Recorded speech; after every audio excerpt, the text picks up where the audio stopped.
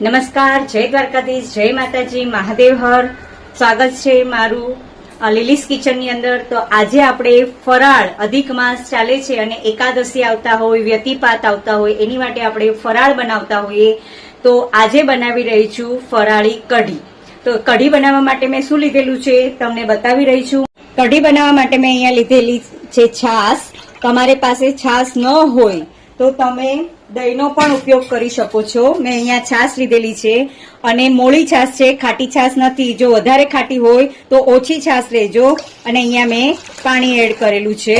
સાથે સિંધાણુની મીઠું હું ઉપયોગ કરી રહી છું. તમે તમારા સ્વાદ અનુસાર નાખી શકો છો. એની સાથે મારી પાસે આજે લીમડો નથી, પણ અહીંયા હું સૂકા લીમડાનો ભૂક્કો કરી રાખું છું. એટલે 1 ચમચી મેં સૂકા લીમડાનો ભૂક્કો આમાં એડ કરેલો છે. ત્યારબાદ મેં એડ કરેલું છે લીલું મરચું. અહીંયા લીધેલું છે મેં 1 લીલું મરચું. તમે તમારા ખટાશ અનુસાર તમે બનાવી શકો છો. તમારે વધારે તીખું જોતું હોય તો તમે 2 મરચાં નાખી શકો છો.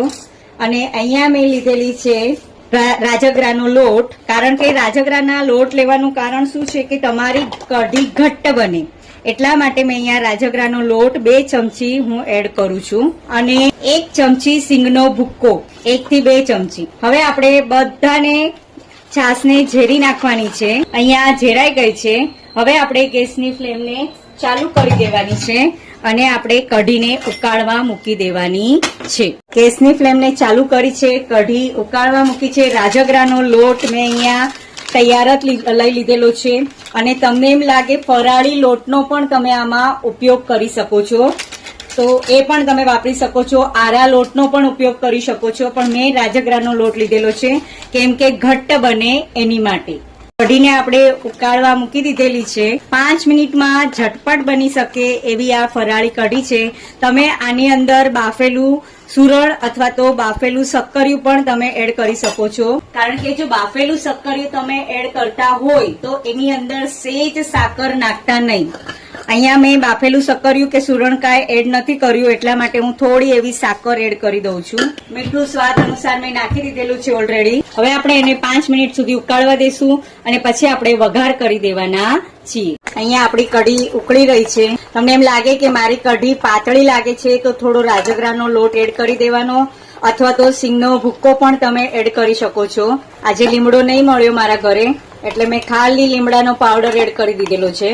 તમે આમાં આદુ પણ નાખી શકો છો, પણ આજે એકાદશી છે, વ્યતિપાત છે, એટલે મેં અદરકનો ઉપયોગ કર્યો નથી. આ તમે કઢી સાબુદાણા ખીચડીની સાથે ખાઈ શકો છો. સામો કરેલો છે એ હું તમને બતાવીશ. સામો એ સામાની સાથે આજે મેં કઢીનો પ્રોગ્રામ બનાવી દીધેલો છે.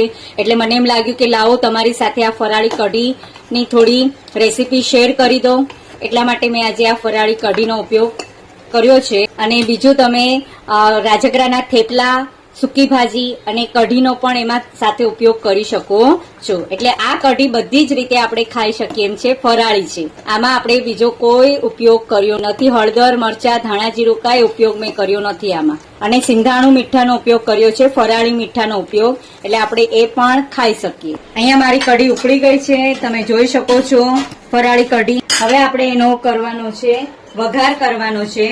તો આપણે પેલા કઢીને અહીંયા મૂકી દઈશું. હવે અહીંયા મેં વઘાર્યું લઈ લીધેલું છે. હવે હું વઘાર કરી રહી છું, ઘીનો વઘાર કરી રહી છું. કારણ કે ઉપવાસ છે, આપણને ગરમી ન લાગે, પેટને ગરમી ન લાગે, આંખને ન લાગે, એના માટે મેં અહીંયા 1 ચમચો ઘી લઈ લીધેલું છે. એની અંદર આપણે નાખી દઈશું થોડું જીરું નાખવાનું છે. થોડું એવું જીરું લીધું છે, આવી રીતે આપણે એડ કરી દેવાનું છે જીરું. અને એની અંદર આપણે નાખશું, તમારે લવિંગનો ઉપયોગ કરવો હોય, તીખાશ જોતી હોય તો લવિંગનો ઉપયોગ કરી શકો છો. મેં એની બદલે અહીંયા લીધેલા છે 2 બોરિયા મરચા. અહીંયા મારો વઘાર થઈ ગયો છે. બહુ જીરાને બળવા દેવાનું નથી, સેજ બદામી થાય એટલે આપણે આની કઢીની અંદર વઘાર કરી નાખવાનો છે અને ઢાંકી દેવાનું. કારણ કે સુગંધ રહે એટલા માટે આપણે ઢાંકી દેવાનું છે. ત્યાર પછી એની અંદર સેજ ઘી વાળું છે, એટલે આપણે એને સેજ પાણી એડ કરી દેવાનું છે અને ઢાંકી દેવાનું છે.